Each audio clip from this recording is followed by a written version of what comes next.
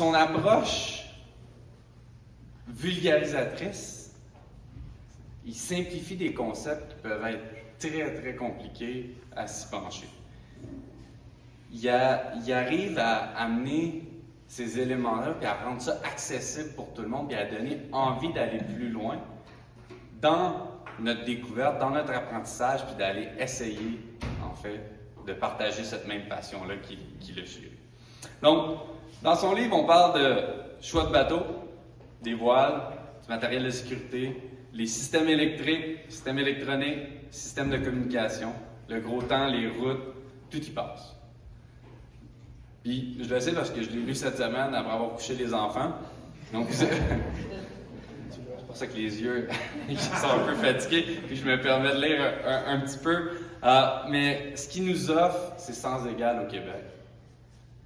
En France, un livre similaire s'appelle la Bible de la voile. C'est pas peu dire.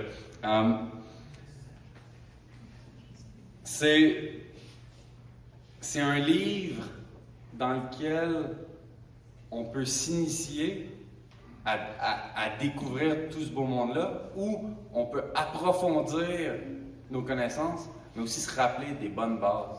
Tu sais, souvent, ça fait plusieurs années qu'on est sur notre bateau, on a nos aides, ça fait des années qu'on navigue, on connaît nos plans d'eau. On a une tendance à prendre les choses pour acquis. C'est peut-être le premier plus gros danger qu'on a quand on va en mer. C'est de prendre pour acquis ce qui va se passer. Ce livre-là, il nous ramène bien à ces bases-là, des éléments qui sont importants de maîtriser. Dans le fond, c'est pour ça que si vous regardez autour de vous, vous reconnaîtrez des gens de partout dans le milieu du nautisme. Puis vous êtes réunis, on est une centaine de personnes pour souligner justement ce lancement-là. Donc j'aimerais d'abord, en mon nom, mais surtout au nom de Benoît, vous remercier d'être avec nous ce soir pour ce lancement de livre-là. Comme vous le savez, Partir en mer, comme les autres livres de Benoît, Météo marine, le manuel qu'il suit dans ses cours, c'est Benoît qui l'écrit avec son âme. Au fil des années, depuis presque 20 ans, Benoît crée continuellement du matériel technique pour améliorer ses cours, pour les avancer, pour suivre les évolutions technologiques à travers les navigations électroniques, son cours de partir en mer, ses routages météo, toujours à la fine pointe de la technologie. Il évolue plus vite que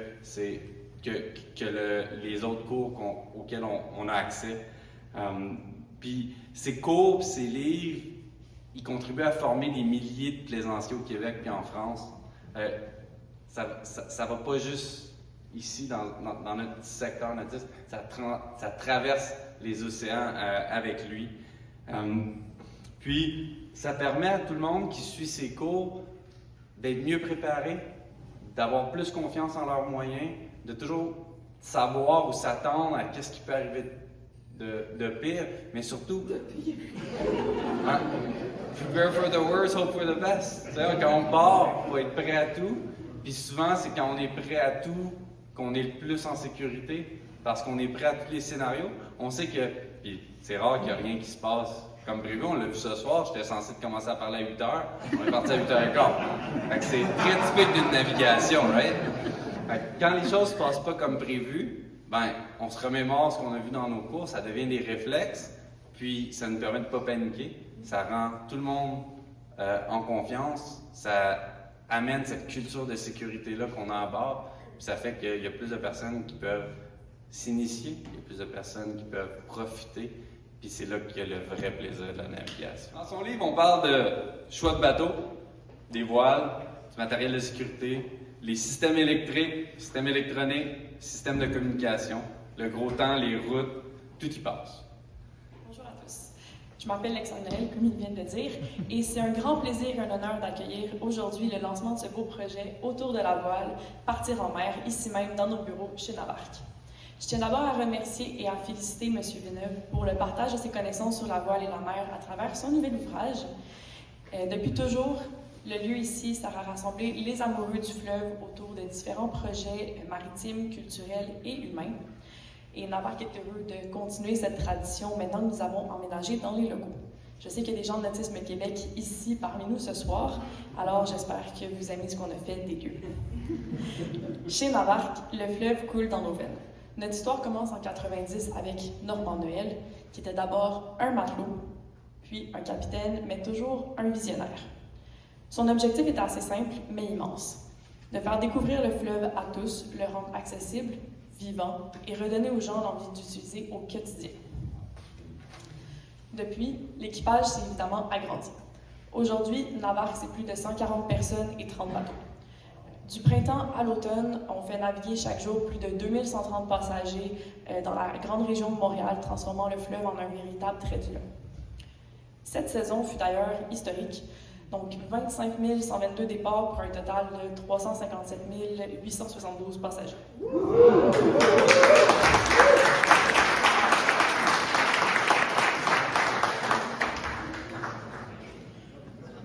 Au-delà des navettes fluviales, nous offrons aussi des croisières publiques et privées, donc sur des bateaux qui sont maintenant principalement sortis de l'eau pour l'hiver. Et Navarque possède même une île.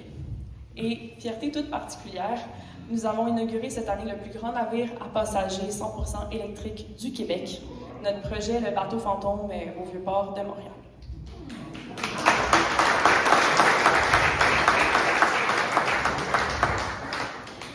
Comme le dit si bien Benoît, pour passer du rêve à la réalité, il faut s'investir avec passion dans la préparation de son projet.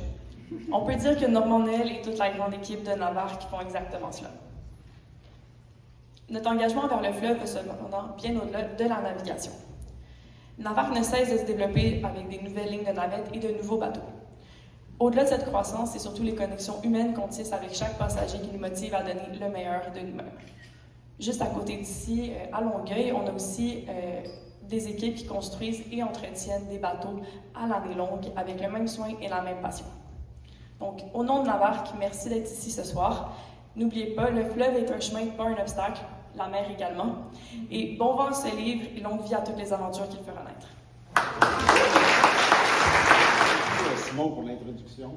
Félicitations Benoît pour ton livre. Encore une fois, grâce à toi, nous sommes tous réunis. C'est vraiment le fun. Certains d'entre vous me connaissent. On a suivi quelques cours ensemble, d'autres peut-être pas, mais souvent quand les gens suivent un cours avec moi, ils s'en rendent assez compte parce que je n'arrête pas de parler. Il y a quelques jours, on m'a offert l'opportunité de parler de mon prof préféré. Naturellement, je n'ai pas eu besoin d'attendre très très longtemps pour te confirmer que j'acceptais. C'était un grand plaisir pour moi. J'ai eu la chance de suivre tous les cours de Benoît. J'ai eu la chance de lire tous ses livres. J'ai connu quelque peu Benoît de scientifique, mais j'ai surtout connu Benoît de vulgarisateur. Le vrai, tu sais, le Benoît qu'on aime, là. Le vrai prof, là, celui qui a une passion, là, puis le don de transmettre. C'est incroyable comment ce que t'es. Je te le disais dans tous les cours, mais à l'époque, on était juste 20 personnes. Là, maintenant, on est 100 personnes. C'est un peu plus impressionnant. C'est-tu correct? Oui, tout est bon. Avec Benoît, c'est pas compliqué. C'est tout simplement une intelligence non artificielle. Il est toujours à la fine pointe de la technologie. Un jour, moi, j'ai appelé chez, je pense que c'était un représentant de Iridium Go, les téléphones satellites. J'ai appelé à Trois-Rivières, puis je posais des questions au monsieur, puis le monsieur, il me dit, j'ai pas réponse à tes questions, mais il me semble que je connais un Benoît. Un Benoît. Ben, un Benoît, il y en a juste un Benoît. C'est Benoît Villeneuve. Il me dit, c'est ça, Benoît Villeneuve. Mais tu étais déjà en traversée, ou je sais pas où, mais en tout cas, j'ai pas eu de réponse à mes questions.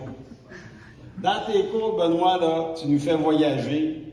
C'est incroyable. À l'automne, on se pensait en pleine saison des ouragans. Puis en hiver, on sent le sel marin qui nous touche la peau quasiment. C'est vraiment le fun, c'est vraiment intense. Pas besoin d'avoir comme objectif de traverser l'Atlantique.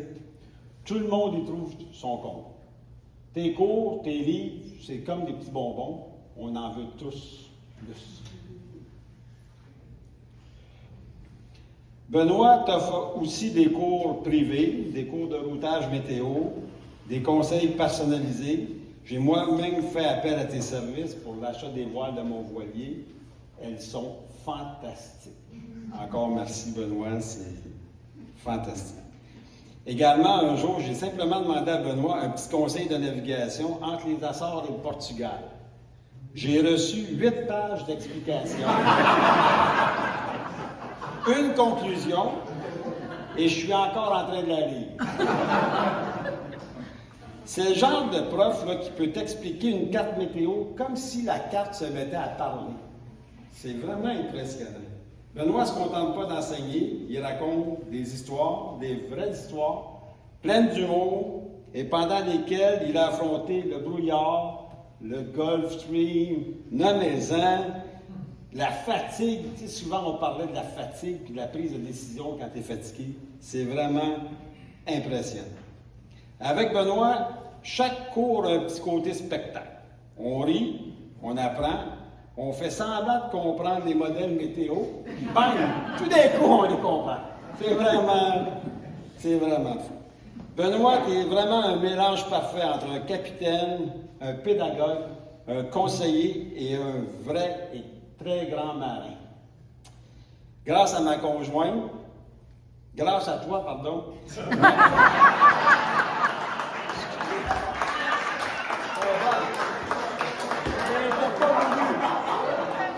Elle n'était pas voulue. C'est sa famille. Grâce à toi, Benoît, la conjointe et moi sommes de meilleurs amis.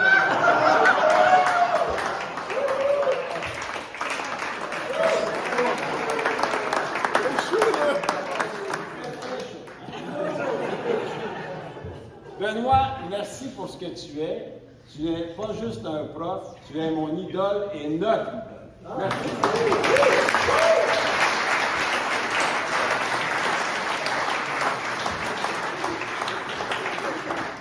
Donc, pour nous parler de Benoît le marin, j'aimerais accueillir un ami, un collègue, mais surtout un équipier qui a partagé de très nombreuses navigations avec Benoît.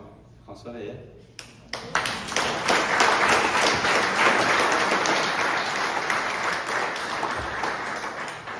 Bonsoir tout le monde. Ouais, c'est vrai, Benoît, c'est un grand marin, un grand navigateur. C'est mon ami, c'est mon ex-collègue de travail. On était prof de cégep à la même place, c'est là qu'on s'est connus.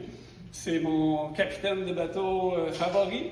On est allé à plein de places ensemble. On est allé au Cap-Vert, aux Canaries, au Cap-Vert, aux Antilles, aux Bermudes, en France, en Corse, en Grèce, aux Baléares, et cet été, au Pays Basque. Donc ça, on a fait 7000 milles environ ensemble. Donc je pense que je peux un peu vous parler de comment il est Benoît en tant que marin. C'est un grand navigateur, bien sûr. Il a traversé l'océan Atlantique 6 fois maintenant, 6 fois au complet. Exactement. Et comme ils disent, rendu avec cette expérience-là, on ne calcule plus les milles nautiques. Mais Benoît, c'est quand même quelqu'un qui aime parler en chiffres. Il adore calculer. Il est tout le temps en train de calculer la vitesse du bateau par rapport à sa polaire, à calculer l'angle du vent réel par rapport à la prévision météo qui n'est jamais exacte. Il calcule en temps réel la consommation du moteur pour être sûr qu'on ne manque pas d'essence. Il calcule combien il reste de yogourt dans le frigidaire, combien il reste de bouteilles de vin, puis ça, on n'en manque jamais. Donc, Benoît, c'est un grand planificateur. Benoît, c'est aussi un marin qui est heureux sur un bateau. Il me dit souvent, c'est la qualité essentielle du plaisancier, être heureux sur un bateau. Et son bonheur, je crois qu'il est contagieux et communicatif. Je me rappelle bien, laissez-moi vous raconter une anecdote. On était au large des Canaries. Quand je me suis couché, la mer était plate, et quand je me suis levé, il y avait au moins 3 à 4 mètres de vagues, les plus grosses à ce jour que j'ai jamais vues. Et là, Benoît m'accueille, je me lève, il me dit « François, viens voir comme c'est beau là-bas! Et là, moi, je suis un petit peu inquiet, mais je me dis, il a tellement l'air heureux que ça doit être correct, tu sais. Et là, il me dit, ah, tout va bien, je te laisse la barre. Il me dit, mon Dieu, il me fait, ça doit être facile, il me fait confiance. Il me dit, je vais aller faire des wraps. Les fameux sandwichs pour le dîner. Fait que ça fait pas 5 minutes que je suis à la barre qu'une vague un petit peu plus grosse que les autres nous prend par le côté et nous couche tout d'un coup. Cette vague, on l'a surnommée la main de Dieu. Et là évidemment, tout le monde est à l'envers dans le bateau. Le bateau est couché, se remonte. Alors là, je suis convaincu qu'on va empanner. Fait que je saute sur la barre, le pilote tient bon. Deuxième chose, je regarde dans la cabine, est-ce que ça va bien, Benoît? Il me dit, wouhou! Alors, je me dis, bon, OK, il n'y a rien de cassé, c'est merveilleux, on continue. Benoît, c'est un marin prudent, je dirais. C'est un marin qui respecte les limites du bateau. La question qu'il me pose le plus souvent, c'est, penses-tu qu'on devrait rentrer le spi? Et d'habitude, quand il me dit ça, c'est le spi léger, 22 nœuds. Je dis, oh, ouais, peut-être que c'est une bonne idée, le spi léger, paix à son âme. Et là, vous l'avez explosé au large des Açores cet été. Mais, ouais, il a rendu des loyaux services, il nous a amené loin, ce spi léger. Benoît, c'est un marin calme, panique jamais, et toujours zen, peu importe les conditions, peu importe si de la météo un peu plus solide ou des problèmes mécaniques, tu sais, comme de l'eau qui pisse dans le compartiment moteur. Tu sais, moi je trouvais ça grave. Lui il dit juste un demi-litre à l'heure. Toujours en train de calculer. Et évidemment, ça allait dans la destination. On a changé le bearing et ça a arrêté de couler. Donc il est très zen. La seule fois où je l'ai vu préoccupé, c'est quand le mât en carbone shakeait comme ça, puis on était à environ 1000 milles de la Martinique. Et là, si vous voulez savoir la fin de cette anecdote, il va falloir lire le livre.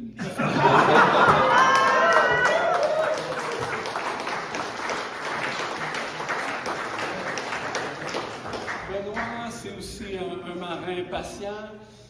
C'est son côté prof, mais tu sais, il navigue souvent avec plusieurs équipiers différents. Puis même moi, à chaque fois, il fallait qu'il me réexplique le piano de son bateau qui a 20 touches, donc 27.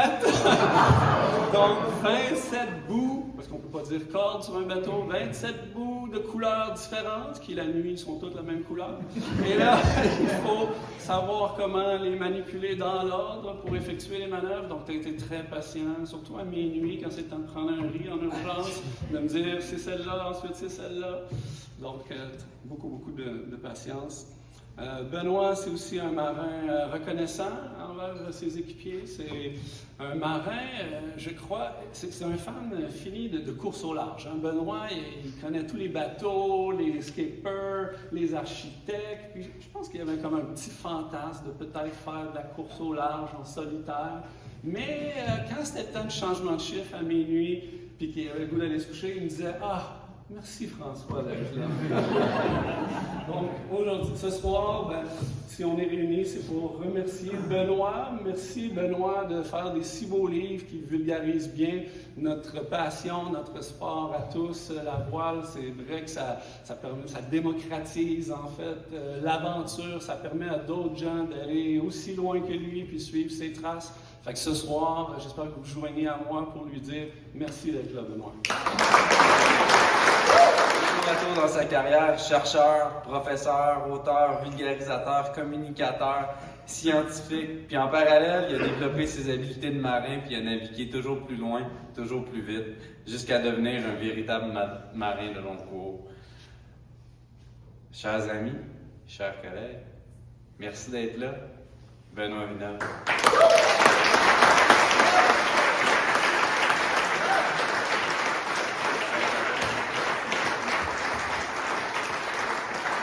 Oh là là, c'est beaucoup d'amour. Oh. Ouf! Merci tellement d'être là. Merci François. Merci Simon. Merci Lexane. Merci Navarre de nous accueillir, de nous offrir un lieu aussi extraordinaire pour cette rencontre-là. Puis merci à vous tous d'être là. Vous savez, écrire un livre, c'est un acte très solitaire et qui s'échelonne sur une très très longue durée. En tout cas, ce genre de livre-là, avec un contenu technique, c'est long.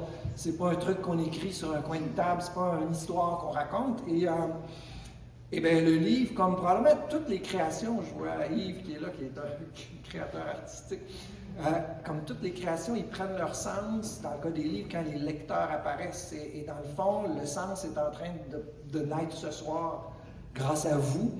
Et j'en suis tellement content, parce que c'est comme si ça me sort un peu de cette espèce de solitude de l'auteur. Bon, évidemment, l'auteur, au départ, ça y prend, je ne sais pas si le son est bon, s'il faut que je m'approche plus. Ah oui, ça c'est mieux peut-être. Non, c'était bon. Tu sais, l'auteur, bon, il y a l'espèce d'étincelle créatrice, il y a la passion. Bon, oui, je pense que je suis un passionné. Les gens l'ont dit beaucoup. Mais il faut la nourrir, cette flamme, cette passion. Et je veux remercier ceux et celles qui l'ont nourrie, notamment les élèves du cours Partir en mer. Je leur dis souvent, je suis tellement content de voir que semaine après semaine, puis dans leur cas, c'est année après année, vous êtes là, vous êtes toujours là. Il ne manque jamais personne. Et donc, c'est comme une super motivation pour donner toujours le meilleur de moi-même, toujours donner des cours de plus en plus à jour. Et finalement, les échanges qu'on a, la qualité des échanges qu'on a, ça me nourrit. Puis ça me permet d'aller toujours chercher à améliorer le produit. Puis c'est ce que vous avez entre les mains. Bâtir des cours, échanger avec des élèves, bien sûr, c'est essentiel, je pense, pour arriver à un ouvrage de référence comme le mien. Mais dans notre monde, dans le monde de la navigation, outre ça, pour arriver à un produit, je pense, de qualité, la recette, en fait, puis c'est drôle, Simon, il l'a évoqué, moi j'en connais une seule, c'est pas compliqué, il faut naviguer et encore naviguer. C'est là qu'on va aller apprendre, c'est là qu'on va tester, c'est là qu'on va pouvoir présenter les trucs en toute connaissance de cause. C'est là qu'on va rencontrer aussi des marins, parce que plus on navigue, plus on rencontre des gens, et ces gens-là, ils vont nous façonner comme marins, puis le marin que je suis devenu va devenir un meilleur auteur. Puis je veux, un peu dans le désordre, nommer quelques marins qui m'ont façonné en quelque sorte comme marin. Je veux remercier Gérard Rousse, qui n'est pas ici. Gérard, c'est l'ancien propriétaire de Mora Mora, pour son incroyable générosité. Gérard, c'est un super grand marin qui m'a montré des tonnes de choses parce qu'on apprend tout le temps. Sylvain Karpinski, il n'est pas là, il est à Banff actuellement dans un salon de plein air. Sylvain Karpinski, c'est le genre de gars où il y a des échanges dans les deux sens. Quand je l'ai connu, Sylvain, je l'ai formé. Sylvain, c'est un aventurier qui se lançait dans le monde de la voile, dans le monde de la course au large. Je l'ai formé en météo marine, en navigation électronique, en routage météo. Il m'a invité à aller faire une course sur son bateau parce que non seulement il avait pris des formations de ma part, mais il s'était aussi associé à un groupe d'excellence en course au large à Concarneau. Et là, le Sylvain que je rencontre sur son bateau, il est déjà une grosse coche au-dessus. Puis ensuite, l'année d'après, parce qu'après que Sylvain ait suivi ses formations, il a traversé l'océan en solo sur son mini bateau de course exceptionnel que vous avez peut-être vu, parce que dans les photos qui circulent, à un moment donné, on voit le 1055. Et là, il est venu, Sylvain, sur mon bateau pour faire une traversée entre les Bermudes et les Açores. Et c'est fou, là, comment on a fait exploser, pas juste le SPI, les vitesses. Mais c'est vrai qu'on a explosé le SPI à 2 heures du matin, puis c'est toujours là que ça arrive. Donc, Sylvain, c'est fou. Tu sais, tout ce qu'il m'a transformé, il a fait de moi un meilleur marin. Louis Duc, que vous connaissez peut-être. Quand moi, j'avais plein d'interrogations, Louis Duc, c'est un gars qui a fait le Vendée Globe. C'est un gars qui est actuellement en course en train de faire la Transat Café L'Or, en fait, qui s'appelait la Jeanne Vabre. Louis, je l'ai connu quand j'étais aviseur météo pour la Québec-Saint-Malo en 2016. On a toujours gardé contact. Puis à un moment donné, vous allez le voir dans le livre, ceux qui vont le lire, je présente les techniques de prise de riz au portant. Là, évidemment, j'avais des enjeux avec des gens de Voile Canada pour qui ça n'existe pas. Eh oui, c'est la réalité, là. Je choque personne en disant ça. Puis là, à un moment donné, quand tu dis qu'il y a un gars qui a fait le Vendée Globe qui vient confirmer tes intuitions, qui dit « Oui, oui, Benoît, c'est exactement ça qu'il faut faire et c'est ce que nous faisons lorsque nous... » Là, tu dis « OK, cool, merci Louis. Quel privilège, finalement, d'avoir bénéficié des enseignements de Louis Duc. » Bon, puis il y a aussi mon ami Frédéric Duval, un ancien coureur au large, un marin d'exception. Puis là, rapidement, je veux nommer les équipiers avec qui j'ai fait des traversées parce que je leur dis toujours merci d'être là, effectivement. Mais à chaque navigation, j'apprends d'eux, on échange. Puis les gens avec qui j'ai fait des traversées océaniques, je pense à Nancy, bien sûr, avec qui on a fait nos premières grandes traversées ensemble. Mon ami Daniel Liotto, qui a été dans les premiers, au moment des toutes premières traversées. Oh mon Dieu, oui. Merci, André. Non, c'est pas de la vodka.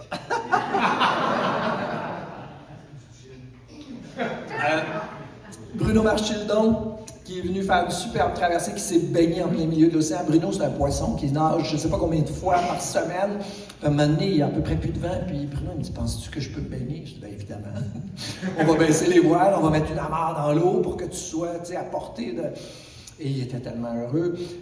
Éric Paquette, mon philosophe croyant pour qui la meilleure façon d'avoir un tête-à-tête en direct avec Dieu, c'était de se retrouver en plein milieu de l'océan. J'ai fait 3 traversées avec Éric. C'était du bonheur d'être avec ce gars-là quand on disait être heureux sur l'eau. Écoute, lui, il ne pouvait pas être plus proche de son Dieu que quand il est au milieu de l'océan.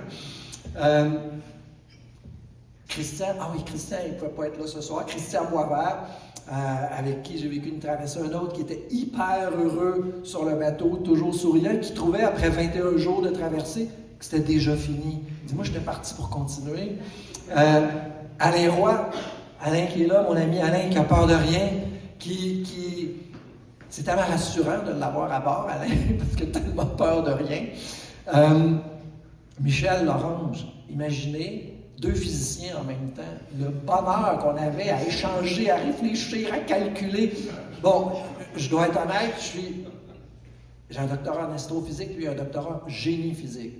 Mettons qu'il y a une coche plus habile que moi pour les vraies affaires concrètes, mais on avait des échanges d'une richesse inouïe. François Veillette, évidemment, il l'a dit, ça, je n'avais pas compté. Je pense qu'on est rendu à 7000 milles ensemble. C'est comme assez hallucinant le nombre de milles qu'on a fait ensemble. François, merci d'avoir été là tout ce temps-là. Et le dernier, mais non le moindre, Guillaume Lafleur. Guillaume, est-ce que tu es encore là? Tu es où, Guillaume? Oui! Guillaume, écoute, il voulait juste apprendre. C'était tellement un équipier engagé, impliqué, c'était super le fun. Puis évidemment que j'ai appris. Et je pense qu'il a appris aussi, ça a été des belles aventures. Donc c'est ces gens-là qui me façonnent et qui me permettent de redonner. Bon, il y en a qui ont évoqué un peu mon côté scientifique. Quand les scientifiques publient, normalement, pour que leur publication soit reconnue, ils doivent publier dans des revues, dans des cadres où il y a des pairs, des spécialistes finalement, qui révisent leurs écrits. J'ai cette déformation-là, de sorte que ce livre-là, il est passé aussi entre les mains d'un certain nombre de spécialistes, parce que c'est comme ça que j'ai toujours travaillé. Alors, je veux quand même les mentionner parce que ces gens-là, donc, ils ont eu un impact sur la qualité du livre. Je vais les nommer rapidement. Dr. France Lévesque, le chapitre qui porte sur les premiers soins, la trousse médicale, la façon de gérer infection, blessure. J'allais pas me prendre pour un doc, là. C'est elle qui, de A jusqu'à Z, a fait cette section-là. Michel Lepage, que plusieurs d'entre vous connaissez comme le conseiller technique chez Gosselin. Michel Lepage, là, les gens ne le savent peut-être pas, mais c'est d'abord et avant tout quelqu'un qui est formé dans le monde de l'aérotechnique. Le monde de l'aéro, c'est un monde hyper rigoureux. Et Michel, non seulement il est formé dans le monde de l'aéro, mais il a construit de ses mains un catamaran en contreplaqué époxy de 45 pieds. Donc Michel, il a une connaissance inouïe au niveau technique. Et bien sûr, c'est un amoureux des multicoques. Donc grâce à Michel, c'était cool d'avoir son aval au niveau technique. Tu sais, wow, quand Michel dit oui, c'est bon, wow, c'est... Tu dis OK. Et au niveau des multicoques, je ne le dirai jamais assez, Michel a mis son grain de sel pour faire du traitement en fait, des multicoques quelque chose de qualité. Et c'est important, il y a de plus en plus de gens au Québec, entre autres, qui s'achètent des multicoques. C'est important de les aider à se préparer.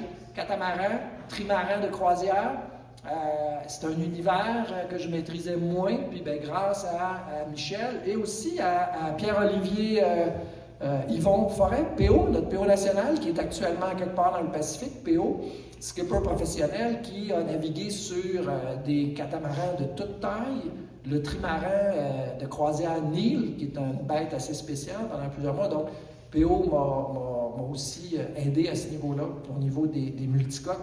PO aussi propriétaire d'un bateau en alu. Quand je parle des matériaux, l'alu, c'est un matériau particulier, qui a des grandes qualités, qui peut avoir aussi des particularités. Donc, c'était cool d'avoir un expert.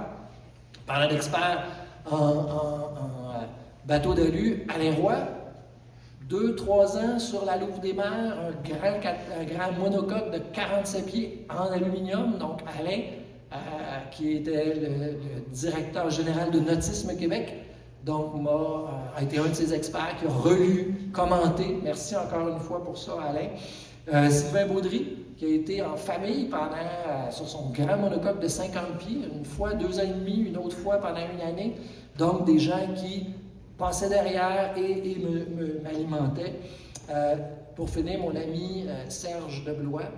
Serge que je connais depuis tellement longtemps. Serge qui est là.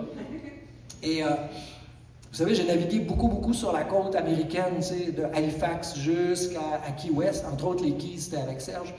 Mais j'ai aussi navigué beaucoup en Europe. Puis il y a des moments où Serge me disait « Là, écoute, Benoît, j'ai l'impression d'avoir lu un chapitre écrit par un Français pour les Français. Regarde, quand on est en Amérique, quand on est aux Bahamas, le whoop, il me ramenait parce qu'effectivement, le livre est destiné aux 2 clientèles, mais c'était le fun, j'ai été ces dernières années peut-être plus en Europe. Serge me ramenait. Puis quand je dis que j'apprends depuis toujours, il y a 30 ans, parce que Serge, je connais à peu près depuis 30 ans, il y a 30 ans, Serge, c'est un mathématicien de formation, hyper rigoureux, structuré. Moi, vous dire, je n'étais pas le même marin, moi, il y a 30 ans. Serge était allé suivre des cours dans des écoles de voile sur la côte est américaine, et c'est lui qui m'a appris à faire un empannage proprement, Serge. Et depuis, j'en ai fait des centaines dans des conditions absolument abracadabrantes, sans jamais un souci. Puis à chaque fois, j'ai toujours une petite pensée. Merci, Serge.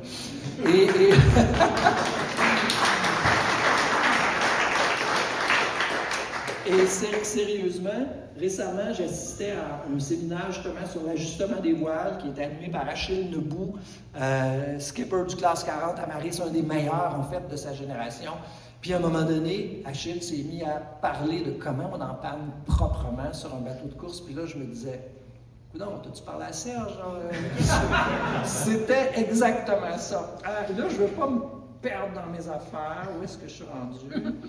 Oui, je suis rendu là. Tous ces experts-là ont fait un travail absolument important, mais il y a quelqu'un d'autre dont j'ai déjà parlé, puis il faut que je reparle, qui a fait un travail dans l'ombre, un travail minutieux. François Veillette a été le premier lecteur de chacun des chapitres. Son œil de lynx à la recherche des coquilles, de la phrase pas tout à fait claire. Non, ça, Benoît, non, tu me réécris ça. François, un travail essentiel et je veux évidemment le remercier. Puis, au bout de tout ça, la personne qui est celle qui aura lu le livre à la toute fin, en fait, c'est la personne qui l'a lu juste avant vous. C'est Nancy. Nancy, mon amoureuse, Nancy, ma conjointe. Nancy, ma partenaire de vie, ma partenaire d'aventure avec qui on a fait, mon Dieu, des traversées, des aventures, des navigations incroyables et on continue. Merci. Puis juste un petit mot pour finir. Julien Boisseau, mon artiste, qui a donné la signature visuelle à tous mes livres. Quand je suis arrivé avec ce projet-là, je croisais les doigts. Julien, est-ce que ça te tente encore d'embarquer, puis d'être mon directeur artistique, puis de donner finalement à ce livre-là la même vie finalement que tu as donnée aux autres. J'étais tellement content quand il a accepté. Ben voilà, je veux dire merci à tous ces gens-là parce que le livre que vous avez entre vos mains, ben, il est le fruit de mon travail, bien sûr, mais aussi des interactions avec tous ces gens-là. Puis ben, je suis tellement content de tous vous voir. Puis là, je pense que j'ai le droit de prendre une bière.